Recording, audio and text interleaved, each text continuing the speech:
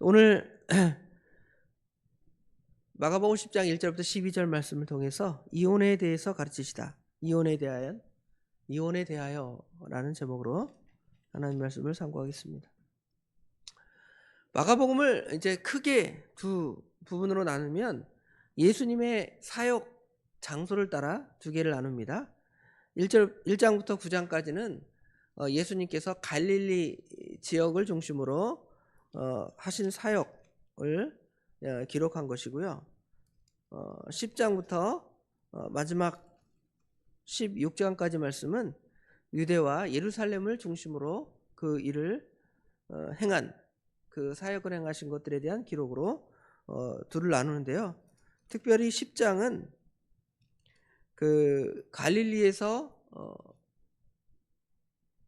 예루살렘으로 올라가는 중, 그렇죠? 예루살렘으로 올라가는 중에 있던 몇 가지 사건들을 마가가 이렇게 하나님의 뜻대로 이렇게 모아서 10장 안에 다 기록했음을 알 수가 있습니다. 우리가 이걸 보면 복음서가 반드시 연대기적으로 서술됐다 이렇게 이해할 수는 없습니다. 어떤 거는 더 먼저 기록된 것이 있고 나중에 기록된 것이 있고 이렇게 그 말씀을 하나님께서 성령의 감동으로 저자들에게 기록하게 하실 때에 이런 편집할 때의 그것도 하나님께서 영감으로 감동하셔서 기록하셨음을 우리가 생각해 볼 수 있습니다. 그런데 이제 오늘 이혼에 대해서 갑자기 이 이야기 중에 첫 번째로 다루고 있는데요. 왜 이혼에 대해서 말했을까? 이걸 뭐 저도 막 생각을 해보고 다양하게 생각해 봤는데 그냥 예루살렘에 올라가실 때 예수님께서 많은 대적들을 만나게 되죠. 예수님의 복음을 반대하고 대적하는 사람들, 바리새인들이나 헤롯 당이나 뭐 서기관들, 유대주의자들이 예수님을 대적하는데 예수님을 대적할 내용 중에 하나가 바로 이혼에 대한 견해, 예수님의 이혼에 대한 견해와 바리새인들의 이혼에 대한 견해가 다르기 때문에 그것을 따져서 이제 예수님을 공격하기 위함을 우리가 이 본문을 통해 살펴볼 수가 있고, 또 다른 이유는 이 본문을 들어가면서 자세히 또 상고하겠습니다. 먼저는 바리새인들이 예수님의 결혼관에 대해서 율법에 어긋난다. 뭐 유대인들은 늘 예수님에 대해서 어떤 말씀이나 어떤 일을 행하시면 예수님이 율법에 어긋난다고 공격을 하잖아요. 뭐 예를 들어 안식일에 밀밭 사이로 지나갈 때 예수님의 제자들이 그 밀밭 이삭을 잘라 먹을 때에도 그 율법에 어긋난다.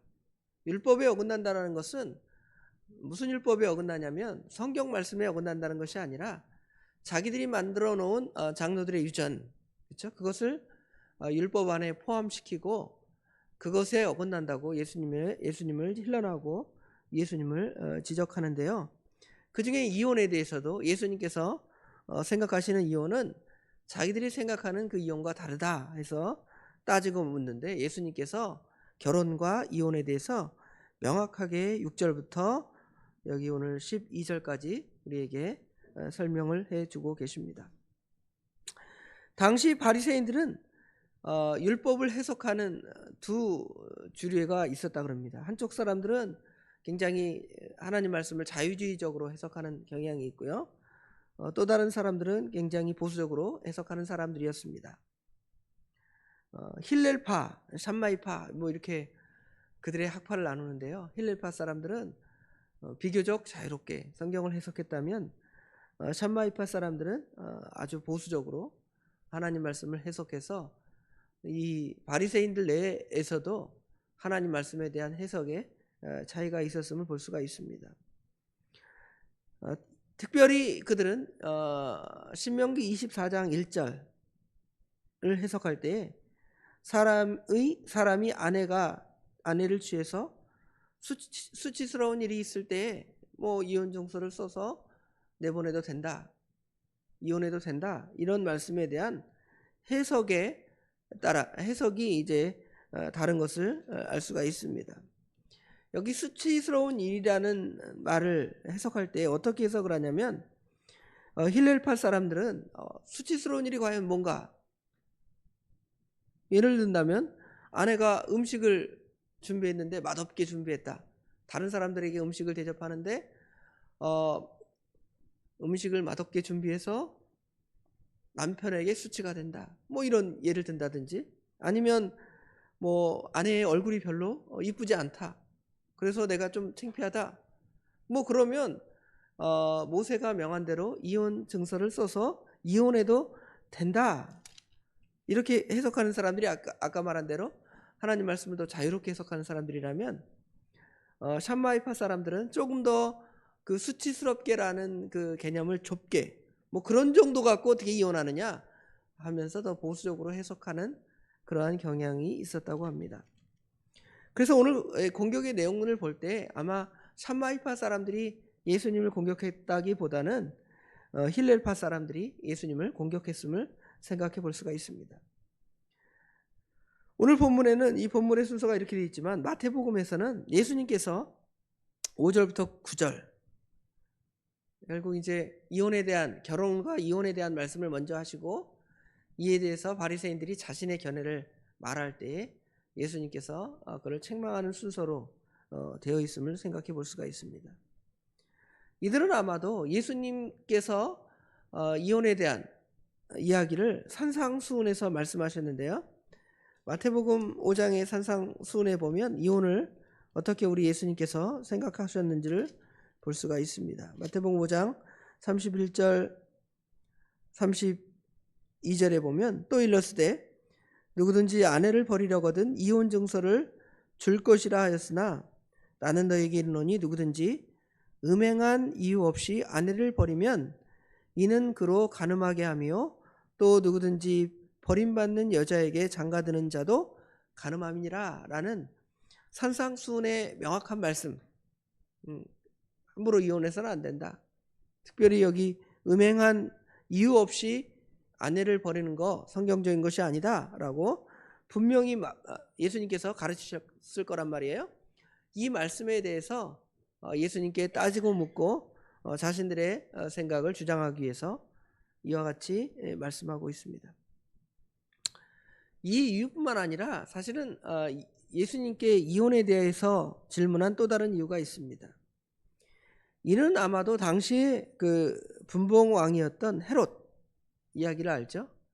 헤롯이 자기 동생의 아내를 취하고 죄를 지은 것을 누가 책망을 했습니까? 세례요한이 강력하게 책망을 했죠.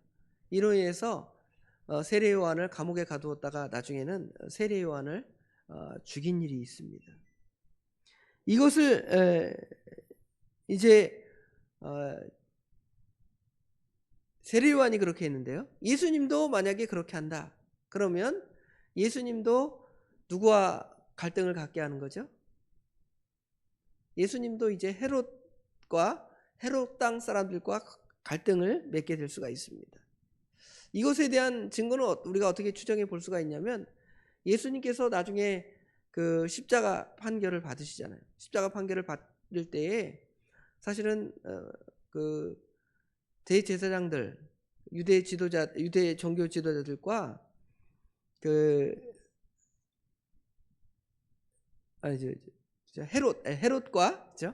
헤롯과 그 빌라도의 관계를 우리가 생각을 해볼 수가 있는데, 헤롯과 빌라도가 생각이 서로 일치하지 않고 서로 원수처럼 으르렁거리는 사이였는데, 예수님을 그 십자가에 못 박을 때에는 이들이 다 합세하잖아요. 그렇죠? 그때 이제 그 헤롯 땅 사람들도 뭔가 예수님에 대해서 좀 반감을 갖게 하는 그런 요소들이 생겨나잖아요. 헤롯과 빌라도가 친구가 되었다는 예수님을 십자가에 못 박을 당시의 그 표현들을 생각을 해보면, 이런 것들도 다 나중에 예수님이 십자가에 달리게 하시는 그 구속사역을 감당하는 일에 있어서 하나의 어떤 도구로 악한 자들이 사용되었고, 예수님께서는 그에 대해서 요령껏 재주 있게 그들의 말을 피해서 헤롯 땅 사람들에게도 미움받지 않고, 그렇죠? 또 빌라도에게도 미움받지 않고 이런 자신의 십자가 순환을 요령껏 피할 수 있지만 하나님 말씀을 명확하게 선포하고 그 일을 당당히 감당했음을 이런 사건을 통해서도 우리가 또 생각을 해볼 수가 있습니다. 예수님께서는 그들의 의도, 지금 예수님을 공격하는 바리새인들의 의도를 정확히 알고 있음에도 예수님께서는 정확하게 말씀을 해 주시는 것이죠. 바리새인들이 그렇게 질문하니까 예수님께서 3절에 보니까 대답하여 이르시되 모세가 어떻게 너희에게 명하였느냐 이렇게 질문하죠. 그럴 때 그들이 기역각주, 우리가 잘 아는 대로 신명기 말씀을 통해서 모세는 이혼 정서를 써서 버리기를 허락하였습니다 하고 대답을 하고 있습니다. 그런데 이제 사실은 그 모세가 명한 신명기 24장의 말씀을 사실은 그들이 왜곡하였음을 예수님이 지적합니다. 모세가 이런 계명, 이런 율법의 말씀을 신명기에 기록한 것은 이유가 따로 있다는 것이죠. 모세가 이 말씀을 기록한 것은 이혼을 쉽게 허락한다든지 이혼에 대해서 정당화하는 목적에 의해서 이 말씀을 한 것이 아니라 어떻게 보면 당시에 여성들의 인권을 보호하려는 차원이 있습니다.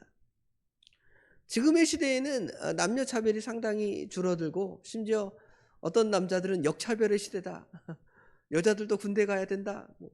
좀 이상한 사람들도 있긴 하지만 무조건 극단주의는 우리가 피하는 것이 좋습니다.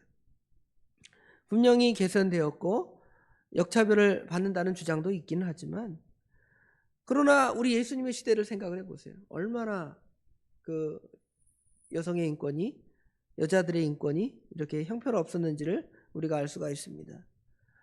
남자가 여자를 쉽게 생각해서 노예와 같은 생각을 하든지 남자는 하나님께서 특별하게 지었고 여자는 특별하지 못하게 열등하게 지었다, 이런 사고를 봉건 시대, 전 근대 시대에는 가지고 있었어요.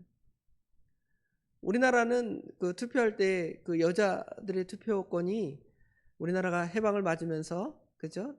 국민 투표를 하잖아요. 국민 투표를 할 때 여성들의 투표권이 상당히 동시에 남자들이 갖는 투표권과 동시에 주어졌지만 유럽에서 17세기, 18세기에는 그 남자들에게만 투표권이 있었어요.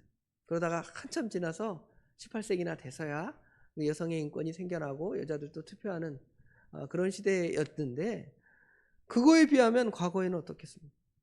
얼마나 그 여자들의 인권이 열악했습니까? 이런 거를 생각해서 모세가 하나님께서 이를 막기 위해서 모세를 통하여 이런 말씀, 이런 계명을 주신 거죠. 이혼할 때에는 그냥 이유 없이 아내를 버려서는 안 된다.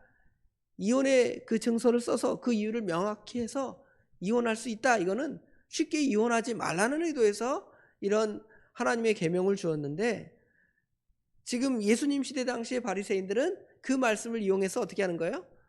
이 증서만 써주면 이혼할 수 있어. 마음대로 이혼할 수 있어. 뭐 이런 식의 악한 주장을 하고 있음을 알 수가 있습니다. 그때 예수님께서 6절 이하의 말씀을 하신 거죠. 여기 5절에는 보면 너희 마음이 완악함으로 말미암아 이 명령을 기록하였다. 그렇죠?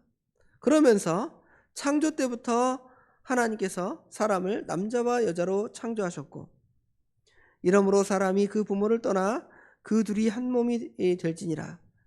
이러한즉 이제 둘이 아니요 한 몸이니 그러므로 하나님이 짝지어 주신 것을 사람이 나누지 못할 것이니라. 이렇게 표현하고 있습니다. 6절 이하의 말씀을 통해서 창세기 말씀이죠. 창세기 말씀을 통해서 이 명확하게 성경이 결혼이 무엇이고 이혼이 무엇인가를 가르쳐 주는 겁니다.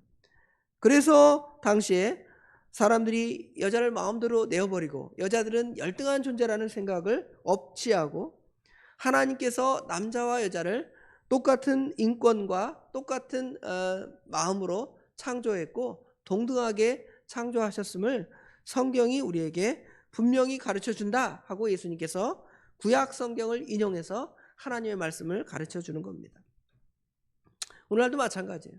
시대가 변해서 이혼을 당연시하고 성경이 가르쳐주는 결혼관을 거부하고 있습니다.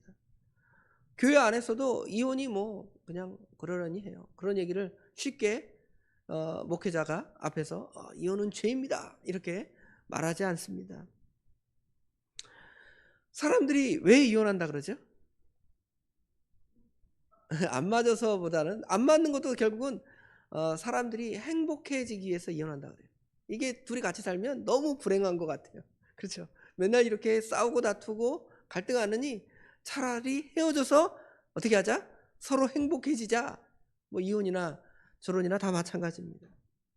그러나 이혼을 해서 반드시 행복해지는 것은 아닙니다. 둘만 헤어져 끝나는 것이 아니라 이혼을 하면 이혼과 관련된 모든 관계의 사람들이 다 불행해지는 거예요. 남편도 아내도 뭐 둘은 이제 편해졌습니다. 그런데 누가 불편해지자면 자녀들이 불편해지겠죠. 또 부모들은 어떻습니까? 부모들도 서로 사단관계를 맺어서 잘 살다가 이제 자녀들이 헤어지니까 어떻게 보면 굉장히 불편할 수 있습니다. 원수처럼 될 수도 있습니다. 두 사람이 희생해서 모든 사람이 다 행복하면 좋겠는데, 성경의 원리는 예수님께서 자신을 희생해서 모든 사람이 행복하고 잘되고 은혜 받기를 원하는데, 사람들은 그 두 사람만 행복하면 됐지 다른 사람의 행복은 무슨 상관이 있느냐 하면서 이렇게 마음대로 이혼하고 마음대로 갈라서는 그러한 시대가 되었습니다. 그러나 성경은 분명히 복된 가정을 형성하기 위해서 하나님이 짝지어 주신 것을 사람이 나누지 못할 것이니라 이렇게 분명하게 못 받고, 그것이 하나님 앞에 죄라는 것을 우리에게 가르쳐 줍니다. 복된 가정, 그 다음에 그들의 행복을 위해서 성을 파괴하고 동성애를 옹호하는 시대에 성경이 가르쳐주는 참된 행복을 누리도록 그 원리로 가정을 주셨는데, 그 가정의 개념들을 우리가 다시금 생각해 보는 겁니다. 예수님이 뭐 당시에 어떤 이유와 목적으로 예수님을 이렇게 공격했고 예수님이 이렇게 답하셨다, 성경의 원리는 이렇다, 이렇지만 오늘날 우리에게 이걸 어떻게 적용하는 거죠? 너무도 당연한 이혼에 대해서 뭐 매스컴이나 여러분 주변에 뭐 그거에 대해서 말하면 조금 더 어색하는 민망한 정도의 그런 표현들이 많이 있는데, 그거라도 그것이 성경이 말하는 바른 뜻이 아님을 우리가 바로 알고, 가정을 통하여 하나님의 선하신 뜻을 이루어드리는 그런 삶을 우리가 어떻게 살아가느냐, 오늘 예수님께서 창조 때의 그 결혼의 원리, 창세기 1장 27절의 말씀이죠. 남자와 여자를 지으시고, 그 다음에 2장에 나오는 둘이 결합해서 한 몸이 되는, 그래서 사람이 그것을 나눌 수 없는 그러한 귀한 것이 가정이고, 이 가정이라는 제도는 인간이 타락 전에 만든 제도예요. 율법이라는 것이 인간의 타락 후에 기록되어서 이것이 죄다, 이것이 죄가 아니다 이렇게 규정해 주는 것이지만, 결혼이라는 것은 인간의 타락 전에 아담과 하와를 결혼시켰잖아요, 하나님께서. 그리고 이혼하지 마라 그렇게 가르쳤기 때문에 이거는 율법 이전의 어떤 귀한 제도이기 때문에 사람이 인간의 생각을 따라 이렇게 바꿀 수 있는 게 아닙니다. 이런 걸 우리가 바로 깨닫고 하나님의 선하신 뜻을 가정을 통하여 이루어가는 저와 우리 도봉의 모든 성도들이 되기를 주님의 이름으로 축원합니다. 기도하겠습니다. 사람이 자기 편의를 위하여 하나님 말씀을 해석하고 자기에게 유익되게 나아가는 시대에 아버지 하나님, 오늘 말씀을 통하여 하나님의 말씀이 연구하고 그것이 인간의 편의대로 해석될 수 없음을 분명히 우리에게 가르쳐주신 것 참으로 감사합니다. 사람들은 자기의 편의대로 갈라서기를 원하고 행복해지기를 원한다고, 서로 맞지 않는다고 이렇게 이혼을 당연시하는 시대에 우리 예수님께서는 하나님의 말씀을 따라, 창세기 말씀을 따라 하나님께서 남자와 여자를 창조하시고 또 그들을 하나님께서 짝지어 주셨으니 결코 나눌 수 없다고 분명히 우리에게 가르쳐 준 줄을 믿고, 우리가 이 원리를 따라서 하나님의 세우신 귀한 아름다운 가정을 만들어 가는 일에 우리가 서로 희생하고 용납하고 사랑의 마음으로 이 일을 감당해 나갈 수 있도록 우리 하나님 도와주시옵소서. 가정의 파괴로 인하여 사회가 또 국가가 세계가 갈등하고 갈라지는 것인 줄을 우리가 깊이 깨닫고 다른 믿지 않는 가정의 어떤 가족이 어떻게 되는 것이 이렇다 저렇다 하는 것이 아니라 우리 믿음의 사람들이 먼저 하나님이 세운 귀한 가정을 바로 만들어가며 세워가며 이루어갈 수 있는 우리 믿음의 사람들이 될 수 있도록 우리 하나님 친히 역사하여 주시옵소서. 오늘 또 수요일입니다. 하나님 말씀을 듣는 귀한 시간이 있사오니 저희들 예배를 사모하고 말씀을 사모할 수 있도록 우리들의 생각과 마음을 지켜주시며 특별히 말씀을 준비하시는 하나님의 종에게 성령 충만함, 능력 충만함을 덧입혀 주셔서 저희들에게 필요한 말씀들이 선포되기에 부족함이 없도록 우리 하나님 친히 역사하여 주시옵소서. 모든 것 우리 주님께 맡깁니다. 우리 주님께서 함께 하실 줄 믿사옵고 예수님의 이름으로 간절히 기도드리옵나이다. 아멘.